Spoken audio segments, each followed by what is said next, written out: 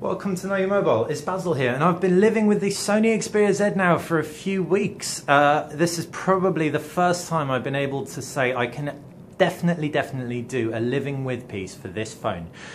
Now, 3 weeks with an Xperia Z, and what do we think? Well, it's firstly a beautiful phone. 3 weeks in, we still think the design is stunning, and it's almost second to none. We'd be tempted to take this over the iPhone.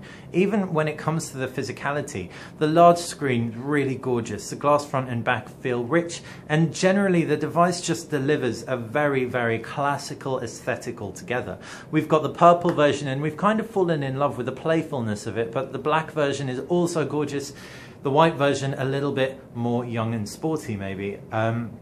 Ultimately though, the design gets a huge thumbs up even 3 weeks down the line. It's boded well in terms of scratches as well. The Dragon Trail glass has provided a very powerful coating when it comes to dealing with everything we've thrown at it in terms of day-to-day use. There are no scuffs on here, no scratches. Ultimately, we're impressed so far, and this has been submerged quite a few times and still works like a champion. The Sony Xperia Z also packs a beautiful 5-inch display. Now, we've compared it against the HTC One since our video review. The HTC One packs much better viewing angles, much. In fact, it also packs deeper colors. There's more vibrancy on the Sony Xperia Z though. For things like movies, it does pop a little bit more, even if it doesn't have as much tonal range. It's also got a larger display and is therefore more immersive than the One to a degree. However, if you want to do things like read text, for example, the One might edge just slightly ahead.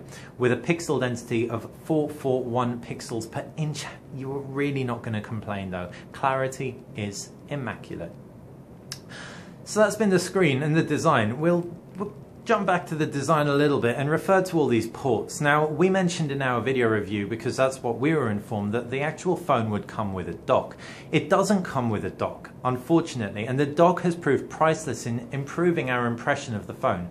All the ports are underneath flaps, so in order to charge the phone, we'd have to wedge our fingernail under here and stick a micro USB port in there. And it's not the end of the world, but this flap, if that breaks, for example, it stops it being waterproof, blah, blah, blah. We're just a little bit concerned. It probably won't happen. Chances are it's just us being overly concerned, as we're meant to be as reviewers. However, it's worth bearing in mind, especially if you have real issues with opening up flaps. Also, if you do get this phone and want to be listening to music all the time, you should definitely invest in a Bluetooth receiver or a Bluetooth set of headphones, as again the 3.5mm headphone jack is underneath flap, and if you've got that open in your pocket, for example, and it's rubbing away in your pocket, we can see that flap wearing down. Had no experience of this happening, don't get us wrong, but we're just being foresightful. Ultimately, again, when it comes to the design though, like we said, classical, beautiful, really rich altogether, and very impressive work from Sony. Definitely the best phone they've produced, and ultimately, as we're going to say at the end of our review, arguably the best phone on the market right now. Now moving on to the user interface, and Sony's UI is a little bit heavy.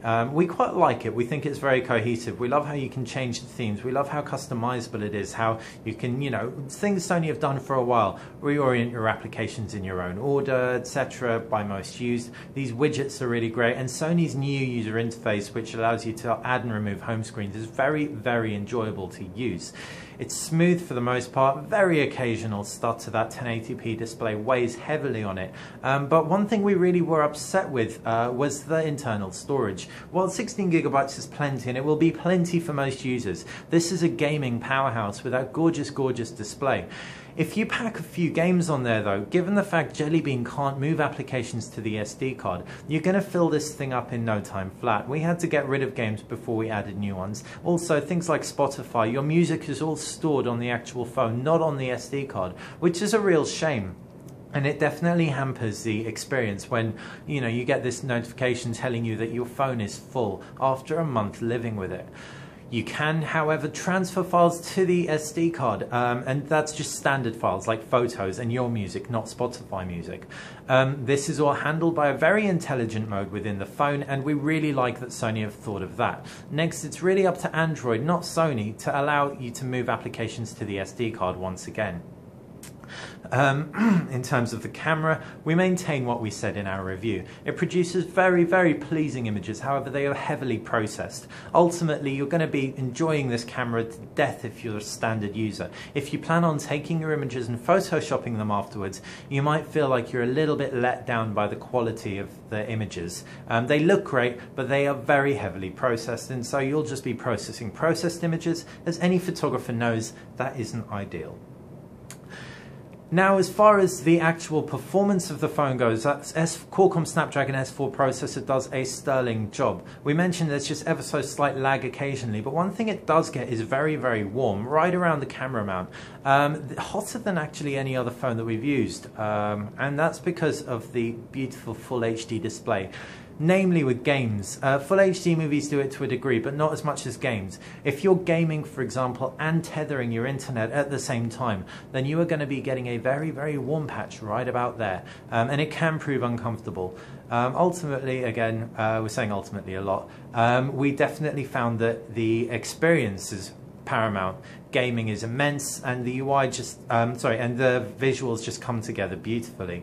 Battery life is very hit and miss. We were able to get a day and a half out of this phone with battery stamina on, when we weren't using the screen too intensively, but when we were able to get as little as 6 hours out of the phone, 6 to 8 hours. So it won't even last a working day, let alone a full day. But like we said, if you're going to be using it in a more standard way, you can get as much as 1.5 to 2 days out of it with the power stamina mode on. So that's been our living with the Sony Xperia Z. We hope you've enjoyed. If you've got any questions, please fire us a comment below. If you've enjoyed this video, click like, and if you enjoy all our videos, just click subscribe.